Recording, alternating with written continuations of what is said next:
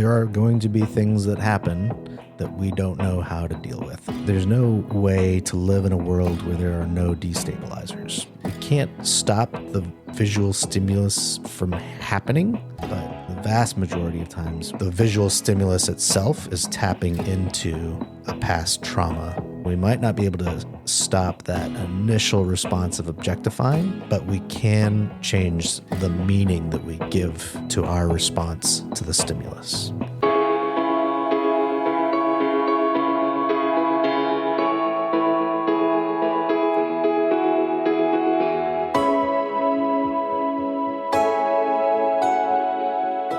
Welcome to Unashamed, the First Light podcast. Unashamed invites you into honest conversations on sexual compulsion, betrayal, and redemption in Christ. This is your host, Reverend Jonathan Shilts. Today we are talking about triggers from the perspective of men struggling with compulsive sexual behaviors. Joining us on the program today is First Light's Men's Ministry Director, Reverend David Noble. David, welcome to the program. Thanks, Jonathan. It's good to be here. The topic of emotional dysregulation, particularly among men when we talk about triggers, more often than not, I think I've heard people talk about being triggered as a humorous jab at somebody's fragility. Within the field of psychology, however, a trigger isn't a symptom of weakness, but unresolved emotional pain rooted in past experience. So can you explain in general what a trigger is? Sure thing, Jonathan. So when it comes to the language of triggers, because it's specific to the field of psychology and because trigger has a specific referent, and men not being trained in psychology are going to use the word trigger the way culture uses the word trigger. When I hear guys use the word trigger, it's referring to all kinds of things that cause them to feel unstable, unsteady.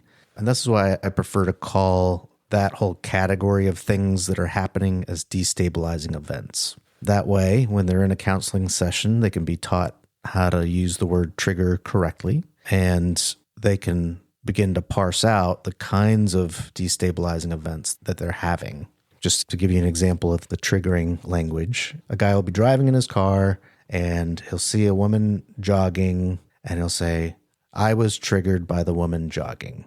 What actually happened when you saw this person jogging? I was noticing her body parts and how they were moving as she jogged along. Another thing that could have happened is I saw the person and she was, as a whole person, was someone I'm physically attracted to. And I could see her and say, wow, she is attractive. First of all, the psychological term trigger is not referring to what just happened. Now, when a man sees somebody jogging and their physical appearance reminds them of the physical appearance of a former acting out partner or affair partner or of an adult performer, chances are all of those categories are related to the person's arousal template. I think that those templates are formed around past traumas. They form over time through the things that we've taken into our hearts and minds as a way to soothe past negative experiences or even past trauma. The visual stimulus itself is tapping into a past trauma around comforting that trauma in some way. We certainly are biological, and there are stimulus response things that happen, but in the vast majority of times, we're responding out of the meaning that we're making. So if I am objectifying somebody, the stimulus is the visual stimulus of the person jogging, and I respond to that with objectifying the person, then the meaning I make up of that could be, I'm a horrible person because I objectify people. And that's a shame response to the destabilizing event. Now, I could respond differently, though. As I progress in First Light, I can see that person and I can say, oh, wow, I just objectified that person. Lord, help me see this person as a whole person. Give this person what they need today. And Lord, give me what I need today. And I don't need to be in shame. I don't need to be pursuing this person in my mind. I don't need to be holding on to this visual stimulus. So instead, I'm bringing myself back to okay, this is a way that I have responded in the past by objectifying people. And I'm noticing that I'm doing that, and I don't have to continue responding that way. And that's the beginning of progress right there. We can't stop the visual stimulus from happening, and we might not be able to stop that initial response of objectifying, but we can change the meaning that we give to our response to the stimulus. So for some men who haven't acted well to that stimulus or that internal monologue of shame or that internal need to numb pain within them, and they do act out, acting out isn't only being used to numb painful experiences, but acting out itself, particularly in more extreme cases, can become a painful memory, which then serves as a destabilizing event as they go through the regret and shame and remembering markers in the world, whether that's a location or a person or a song, a holiday, whatever that might be, that reminds them of that behavior and that shame. Can you talk about how acting out itself can become a destabilizing event in the future? Yeah, the way I understand it is if we think about a man who has acted out with, let's say, we think about a man who's acted out with porn and masturbation. It could be that he's acted out using a particular workstation at work that's in a blind corner or something like that. And he happens to know that that workstation is not monitored or filtered, and it's in a particular geographical location in that office. That whole office could be redesigned, and he could still feel shame around that particular corner of the office because that was a very common place for him to act out. Another example could be you might have a man who was discovered and was reported to HR for looking at porn on a work computer, and he ends up being fired from that job, and he gets a new job, but he drives past the old office building, and every time he drives past that building, he feels shame of being caught. So that building itself has been associated with the shame of being caught and rejected.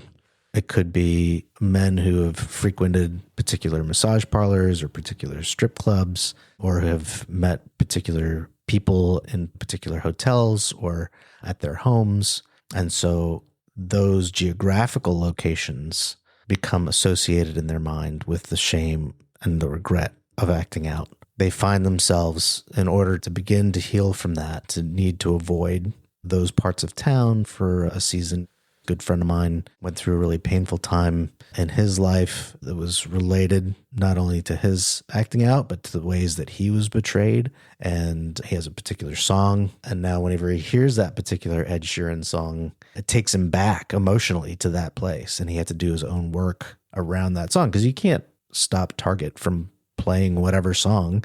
You can't blame them for playing the song. He needed to be able to learn how to respond to that. I see this with my guys who have acted out with multiple people in multiple parts of the St. Louis area. They start saying, oh, I can't drive to that area because I used to meet someone there to act out. Is there any part of St. Louis where you haven't acted out with somebody? And it's sad to say, but for some guys, there really is no place that they don't associate with shame. And so for them, they either need to change jobs or change cities, but really the issue is the shame that they're experiencing underneath and having to address that more deeply.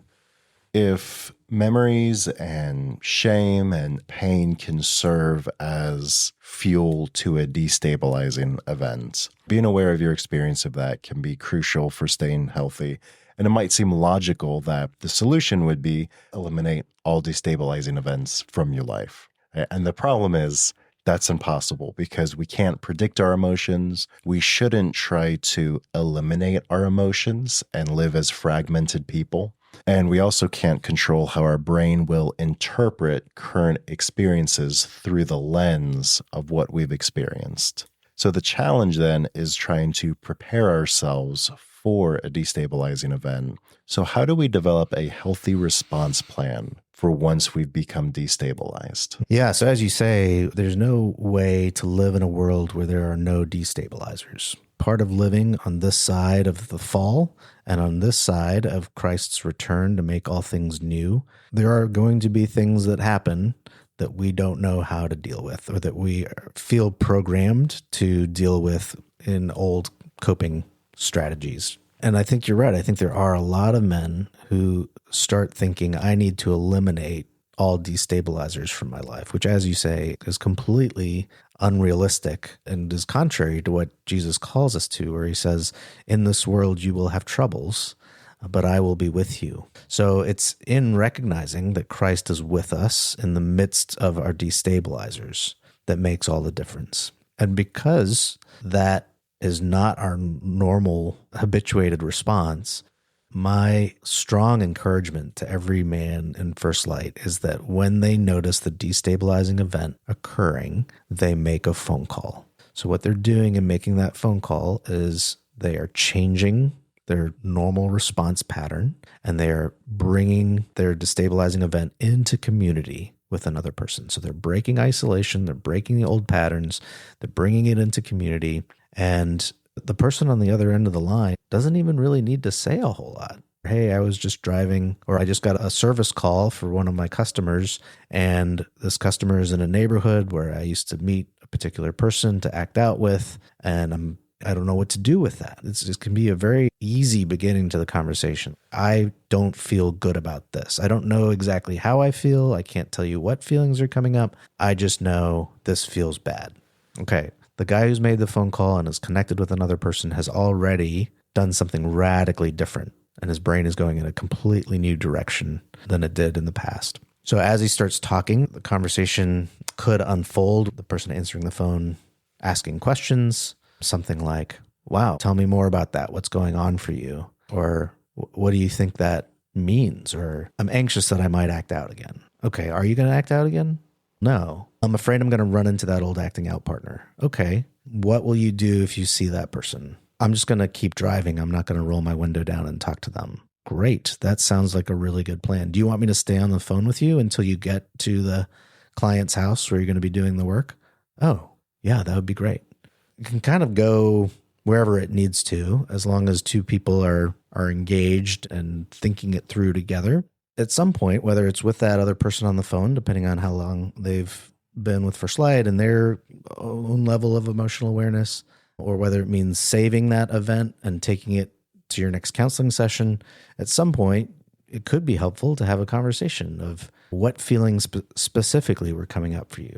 It was mostly shame over the ways that I've acted out in the past. Okay, let's talk about that. And that way, the person talking on the other line can bring in, yeah, man, I've been there before.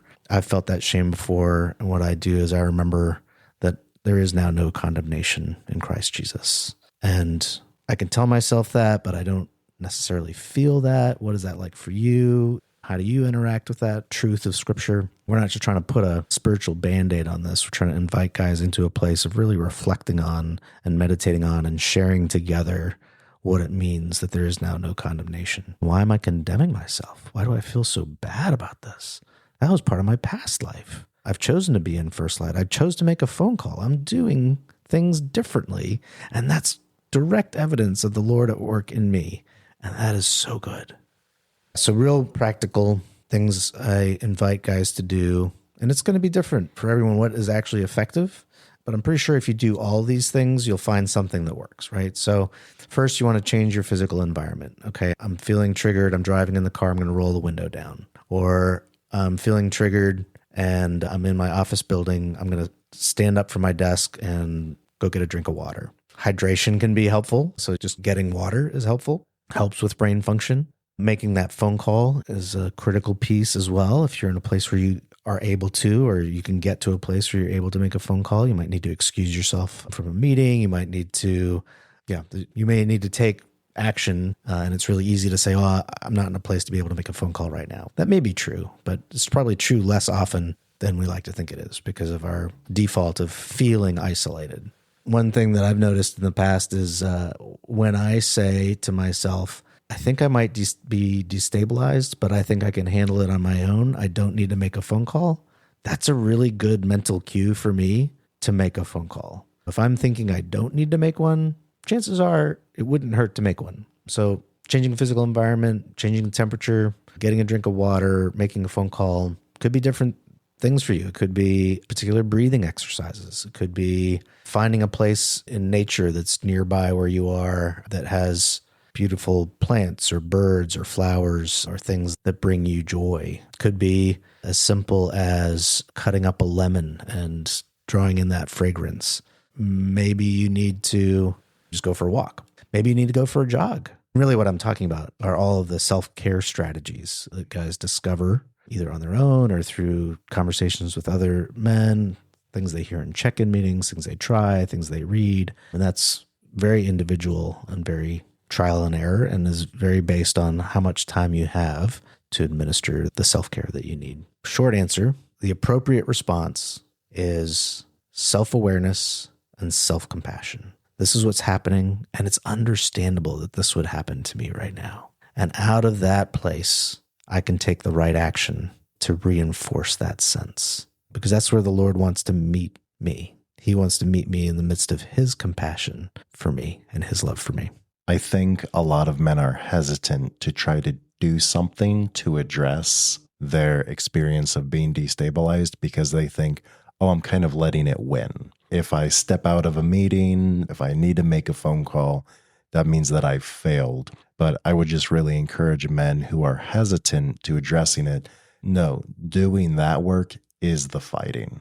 Addressing it, disrupting your life is what you need to do to fight this current event. And there's no shame in fighting, because what you've been doing this whole time is just not effective. It hasn't been working. Yeah. You wouldn't be listening to this podcast if that were the case.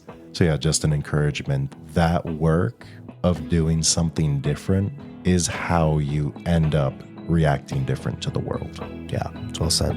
David, thank you for your time. Thanks for having me on. And now, dear listeners, abide in him so that when he appears, we may be confident and unashamed.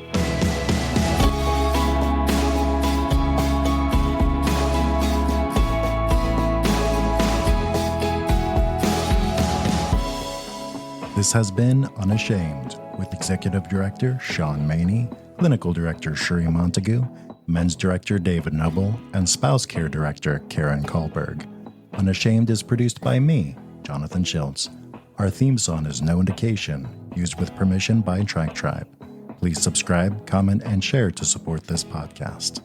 First Light Ministries is a nonprofit funded by the generosity of our donors. If you'd like to receive help for sexual compulsion or betrayal, visit www.firstlightstlouis.org.